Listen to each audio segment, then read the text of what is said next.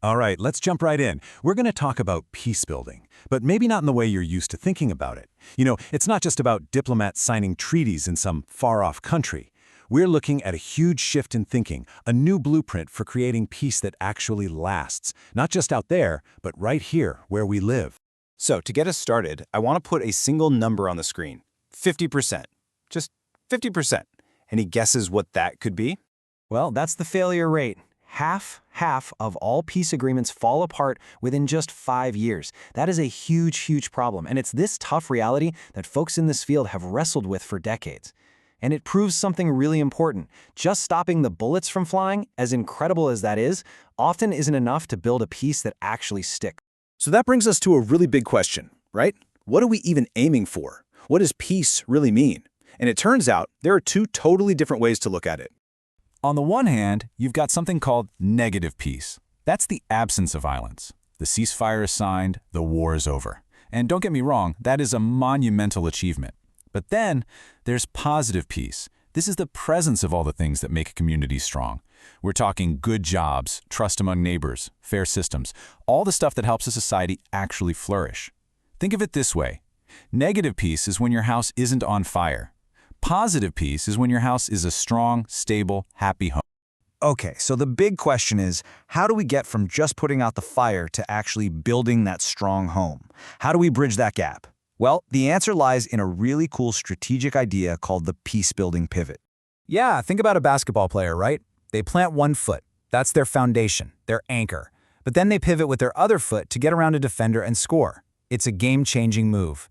For peacebuilding, planting that foot is the essential work of stopping the violence. But the pivot, that's the bold new step. It's about shifting the focus away from just the conflict and onto strengthening the entire community. And this idea of the pivot, it's huge in the business world. Failing to pivot can be an absolute death sentence. I mean, think about Kodak. They literally invented the digital camera, but they were so stuck on selling film that they just missed it. They couldn't make the change. Or what about Blockbuster? They were the kings, right? But they couldn't see past their physical stores. They saw Netflix as this tiny mail-order thing and just completely whiffed on the massive pivot to streaming. Both of these giants are gone because they couldn't adapt. Now here's the point. Peacebuilding just can't afford to make that same mistake. When half of your efforts are failing, you can't be Kodak, you can't be Blockbuster, you have to pivot. You have to move beyond that narrow focus of just ending the fighting and embrace a much bigger strategy. So, what does this pivot actually look like?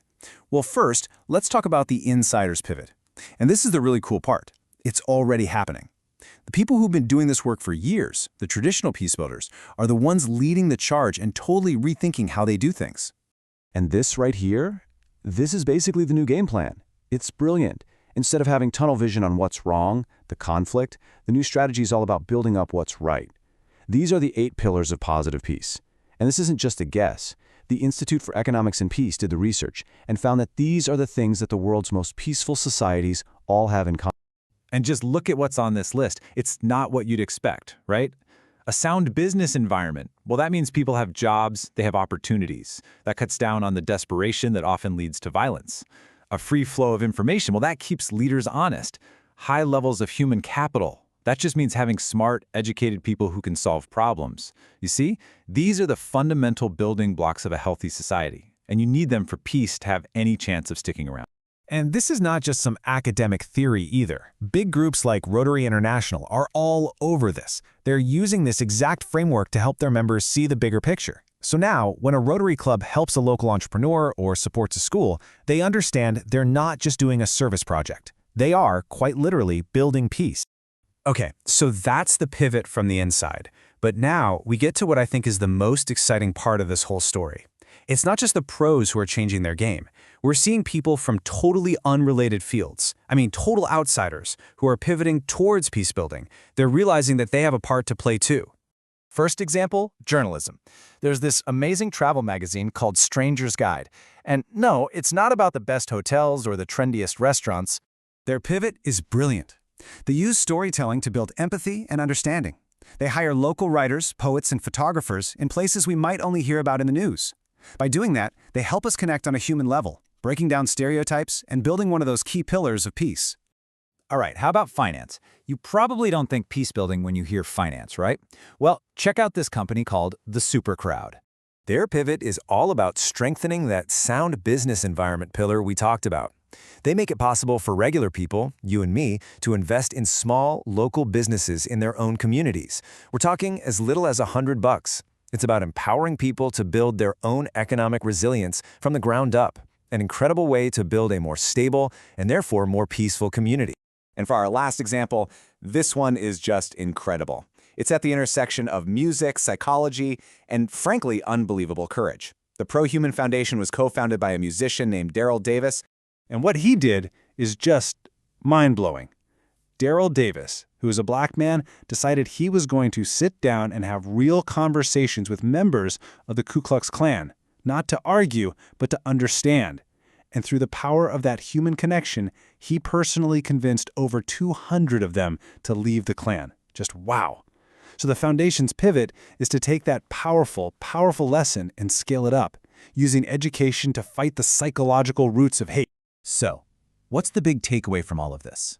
When you look at the traditional peace builders and these amazing outsiders, it all points to one really powerful idea. Peace building isn't just for diplomats in fancy suits anymore. It's not some far-off specialized job. It's something anyone, and I mean anyone, can be a part of. And that's why this matters to you, because everything you do can be a form of peace building. Are you an entrepreneur? You're creating jobs, strengthening that business pillar. A teacher? You're building human capital. An artist? You're fostering connection and understanding. Heck, even just organizing a block party makes your community stronger. You see? You might already be a peace builder and not even know it. So, this whole idea, this pivot, it's not just a trend to watch from the sidelines. It's an invitation to get in the game. It's about looking at what you're good at, what you love to do, and asking yourself, how can I use this to make my community just a little bit stronger, a little more connected, a little more peaceful? The pivot is already happening. The only question left is, what's yours?